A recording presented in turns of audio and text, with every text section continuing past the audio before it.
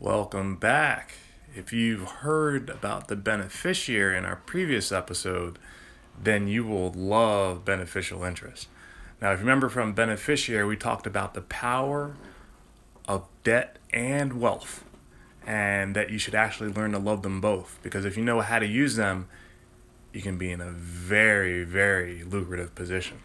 Now, the next critical piece is beneficial interest. What is it, and how can you use it, and how does it work? So, what beneficial interest essentially represents is the equity that you have. So, if you own or control anything, then you actually have what's called a beneficial interest. And that beneficial interest is, let's say, that percentage of your control or ownership within something. So, let's say you are owning, let's say, a piece of real estate, a monopoly, and you have a property, and let's say you have it split. You own 50% and your friend owns the other 50%.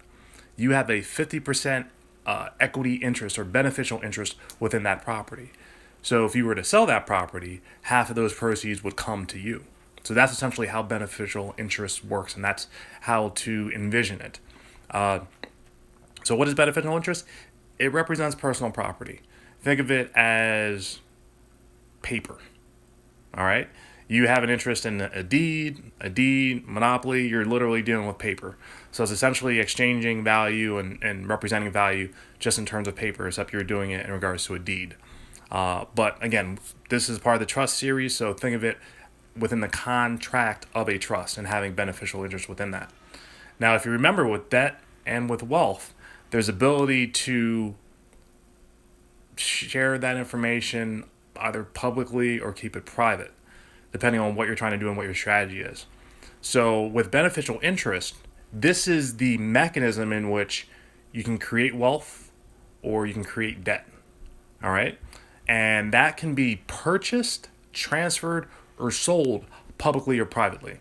So when you're considering, let's say, your wealth, that wealth, you can acquire it, you can transfer it, or you can actually sell it to realize the proceeds of it, publicly or privately. And when you're financing something, you can also do the same thing. So financing, all that essentially is let's say I want to buy a property, but I don't have the money for it, so I need financing in order to purchase it. You can do that both publicly and privately within the context of a trust. Now, the beautiful thing about beneficial interest is it's not the way you really think about how money works. Usually your parents may have told you, well, money doesn't grow on trees. You have to work hard and make a living, and that's where money will come to you. Well, not really. That's not really how the world works. I mean, that's maybe what your parents told you, but there's a lot more going on in the world than you might actually recognize. And so the whole idea of your parents telling you that money can't be created out of thin air is false. It can be created out of thin air. And beneficial interest is actually how you can do it. So yes, you can create money out of thin air. Gotta take a second on that, right? You're like, no, I'm not even sure if I really believe you there. Well, again, we're going to have some more information on beneficial interest, trust, and how everything comes together and how that works. But think about it this way. Beneficial interest is a critical element when it comes to estate planning.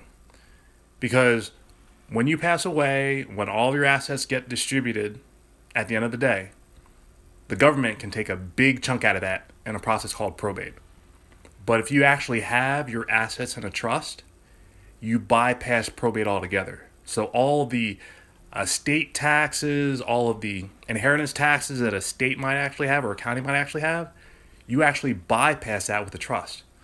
So think about it. You can save on taxes, not pay any taxes, just by having something in a trust and performing estate planning. And beneficial interest is a process or something that can be used within estate planning to make all that come together. So that should just tell you a little bit there. If you can save and not spend money on taxes, is it really possible to create money out of thin air? Kind of have to scratch your head on that one. So, in the next series, next topic, we're going to go a little bit deeper into how a trust can actually be used within the game of Monopoly.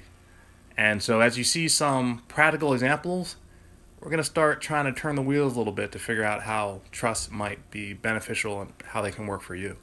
So I hope you enjoyed this talk, this brief session on beneficial interest. If you'd like to learn more about beneficial interest, feel free to tune in. Come by, check us out at escapethemonopoly.com, Also, knivesoutwealth.com if you want to find some more content related to what you can do with trust and how they can impact your bottom line. I appreciate you tuning in and hope to catch you on the next episode. Bye.